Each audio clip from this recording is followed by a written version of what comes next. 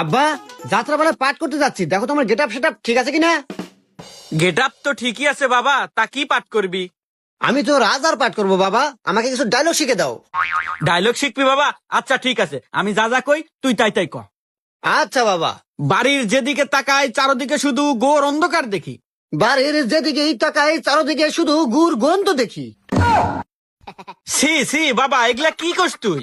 সে সে বাবা, না কি কইস তুই?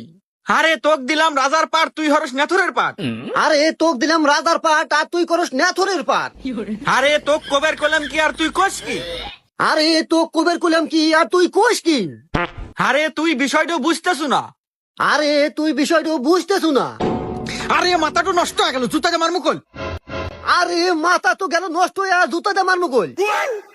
কি তুই বাপেক জুতা জামার বেচাস? দাঁড়া, মন্দির আগে আজকে যাত্রা পালা ছুটাই।